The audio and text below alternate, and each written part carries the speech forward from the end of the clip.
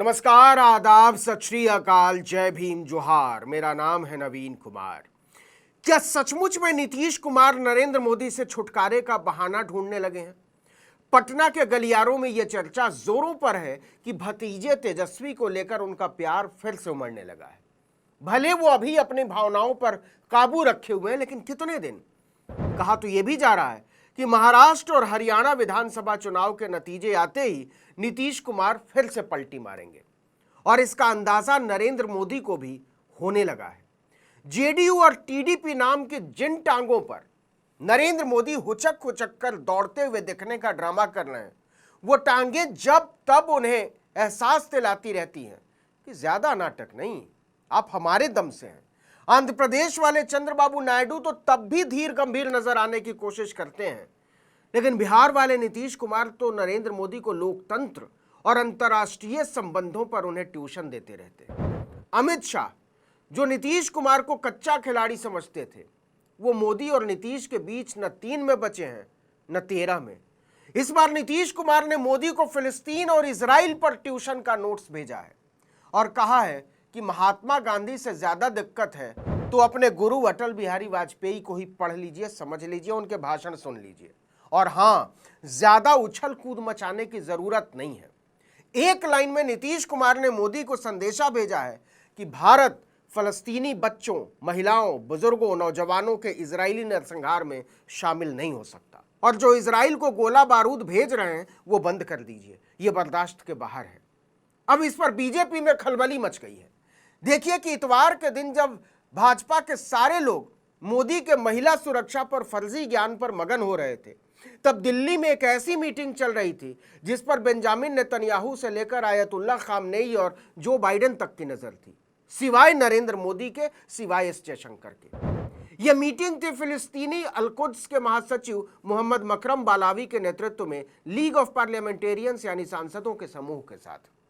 और क्या आप जानना चाहेंगे इस बैठक का आयोजन किसने किया था? जेडीयू महासचिव केसी त्यागी ने, और उनके साथ थे समाजवादी पार्टी के सांसद जावेद अली खान। दिल्ली के एक होटल में भारत के कई दलों के नेता, सांसद और प्रतिनिधि अल-कुद्स के साथ इस लंच बैठक में शामिल हुए, खासकर जेडीयू, कांग्रेस, समाजवादी पार्टी और आम आदमी पार्टी के नेता। इस बैठक में बालावी ने विस्तार से भारतीय नेताओं को बताया कि कैसे इजराइल खुलेआम अंतर्राष्ट्रीय कानून की धज्जियां उड़ा रहा है फिलिस्तीन में, और खासकर महिलाओं और बच्चों को निशाना बना रहा है। अल-कुद्स के नेता मोहम्मद मकरम बालावी के साथ बैठक के बाद सभी नेताओं ने मिलकर एक संयुक्त बयान जारी किया और कहा कि इजराइल का क्रूर हमला न केवल मानवता का अपमान है, बल्कि अंतर्राष्ट्रीय कानून का घोर उल्लंघन भी है। किसी भी सरकार को मानवता के इस जघन्य नरसंहार का किसी भी तरह से हिस्सा नहीं बनना चाहिए, उसका समर्थन नहीं करना चाहिए।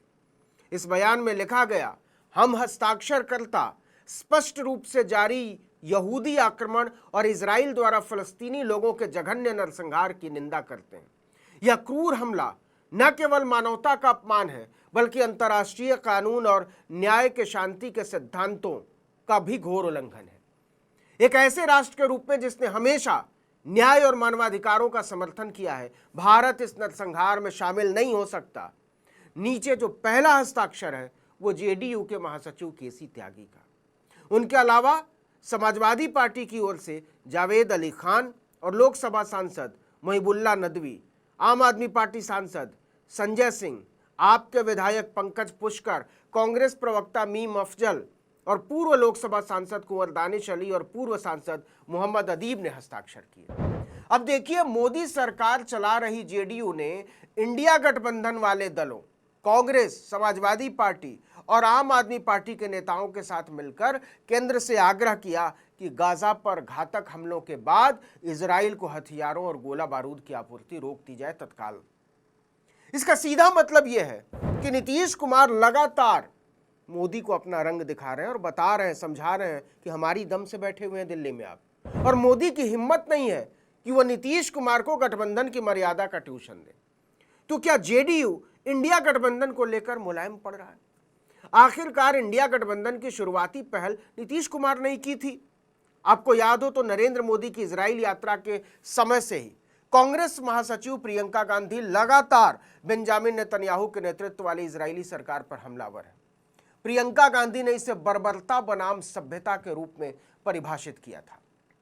उन्होंने ट्विटर पर लिखा था, फलस्तीन के नागरिकों, माताओं, पिताओं, डॉक्टरों, नर्सों, सहायता कर्मियों, पत्रकारों, शिक्षकों, लेखकों, कवियों, वरिष्ठ नागरिकों और उन हजारों मासूम बच्चों के लिए बोलना अब पर्याप्त नहीं है जो दिन ब दिन भयावह रूप से खत्म किए जा रहे हैं। गजा में नरसंहार चल रहा है।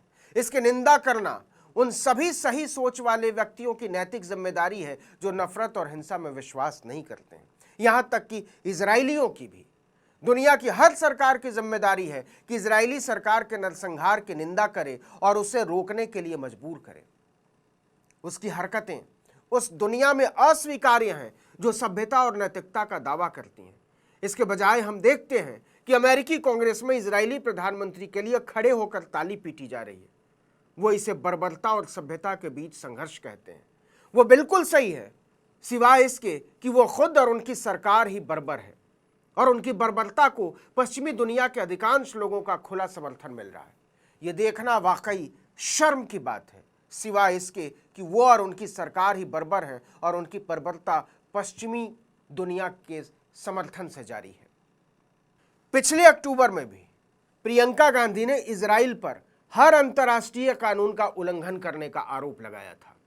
उन्होंने लिखा था, कोई ऐसा अंतर्राष्ट्रीय कानून नहीं जिसे कुचला न गया हो, कोई ऐसी मर्यादा नहीं जिसे तार तार न किया गया हो, ऐसा कोई कायदा नहीं जिसकी धज्जियां न उड़ी हों।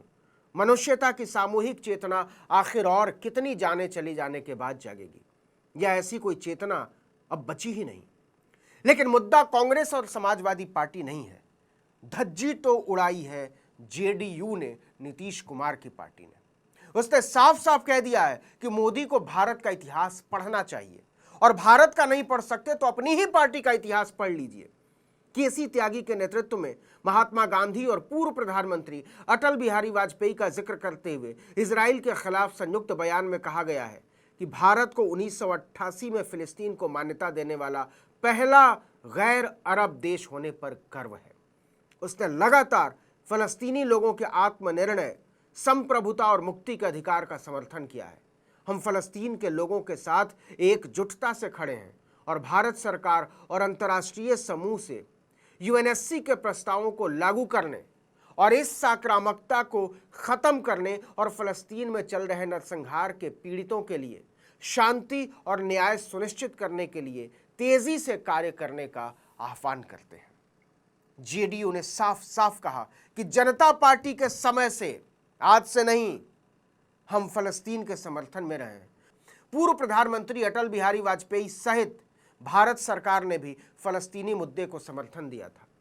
हम चाहते हैं कि गजा में बुजुर्गों, महिलाओं और बच्चों की हत्या रुके, और हम ये भी चाहते हैं कि इजराइल और फलस्तीन के संबंध में संयुक्त राष्ट्र के प्रस्तावों का सम्मान किया जाए। तो अग्निवीर पर पैर पीछे खींचे, फिर वक्फ बोर्ड पर साथ देने के बाद पैर पीछे खींच लिए, और अब इजराइल के साथ रिश्ते पर मोदी को भारी वाला ज्ञान। लोग ऐसे ही नहीं पूछ रहे हैं कि नीतीश कुमार चाहते क्या हैं और बिहार में भाजपा और जेडीयू का भविष्य क्या है, और अगर बिहार में जेडीयू और भाजपा का भविष्य बिगड़ेगा तो दिल्ली के तख्त का क्या होगा, अंदाज़ा लगा लीजिए। इस वीडियो में इतना ही, लेकिन अगर आपने आर्टिकल 19 इंडिया को अब तक सब्सक्राइब नहीं किया तो फौरन कर लीजिए। बेल आइकॉन दबाइए, घंटी जैसी आकृति, लाइक कीजिए और कमेंट करके बताइए हमारा वीडियो आपको कैसा लगा। हमारा ट्विटर हैंडल है article19_India और मेरा ट्विटर हैंडल नवीन जर्नलिस्ट। नमस्कार।